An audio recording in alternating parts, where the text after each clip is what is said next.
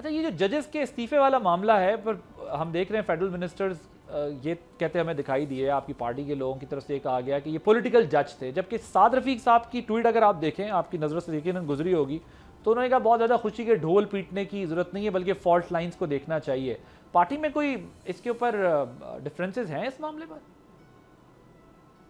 جی نہیں، کوئی ڈفرینسز نہیں ہے۔ دیکھیے ججز نے اپنے رضاکارانہ طور پر اپنے جو عہدے ہیں ان سے وہ مستعفی ہوئے ہیں۔ آئین میں یا جو تبدیلی ہوئی ہے اس کا ان کے استعفوں سے ان کا ایک نظریاتی اختلاف تو ہو سکتا ہے، لیکن میں بھی جاننا چاہوں گا کہ وہ کون سا جنت کا دور تھا محترم صاحب نثار صاحب، کوسا صاحب، گلزار صاحب اور بندیال صاحب کا،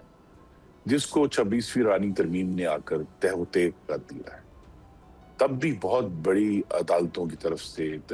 تجاوز ہوا آئین کے خلاف، تب بھی غلط فیصلے آئے، تب بھی جو ججز تھے ان کا احتساب نہیں ہو سکا، اور پھر قاضی فائد عیسیٰ صاحب کا پورا کیس ہوا۔ تو لہٰذا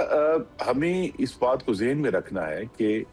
وہ جو جس ماضی کی طرف وہ رجوع کر رہے ہیں وہ کوئی نروانہ نہیں تھا، اس میں بھی اپنی خرابیاں تھیں، اور جو اصل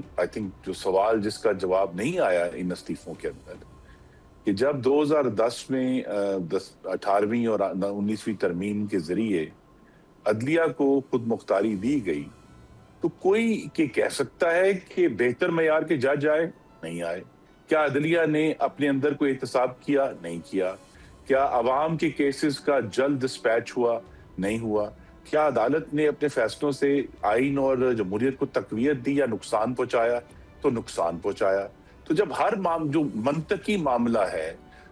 اس میں عدلیہ اس خود مختاری کو درست طریقے سے استعمال نہیں کر سکی، تو پھر 26ویں اور 27ویں ترمیم میں یہ نہیں ہے کہ ان کی خود مختاری ان سے چھین لی گئی، صرف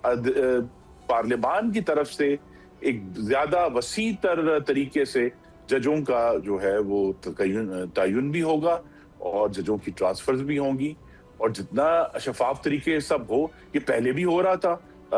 بلکہ پاکستان کی تاریخ کے زیادہ حصے میں تو ایگزیکٹو براہ راست ججز کا تقرر کیا کرتا تھا۔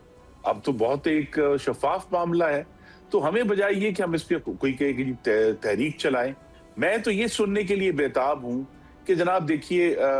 پہلے تو بہت زیادہ کیس عوام کے جو ہے نا ان کو نمٹایا جا رہا تھا اور اب نہیں نمٹایا جائے گا، یا جو ہے وہ اب ہم پہلے بہت ہم احتساب کر رہے تھے اپنے سے لوور جوڈیشری کا اور اپنے اندر بھی، اور دیکھیے اب اس ترمیم نے روک دیا ہے۔ اس ترمیم میں ایسی کوئی بات نہیں ہے جس سے عدلیہ کی خود مختاری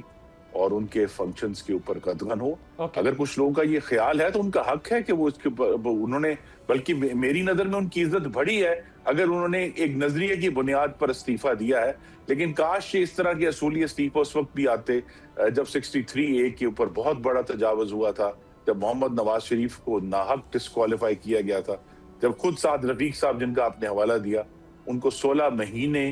پیشی کی تاریخ نہیں دی تھی جس عدلیہ نے، تو اس کو میری گزارش ہے کہ آج بھی کوئی آئیڈیل سچویشن نہیں ہے، لیکن اگر ہم حقیقت پسند ہیں تو پہلے بھی کوئی آئیڈیل سچویشن نہیں تھی۔ اوکے، سبسکرائب کریں اور بیل دبائیں تاکہ کوئی خبر رہ نہ جائے۔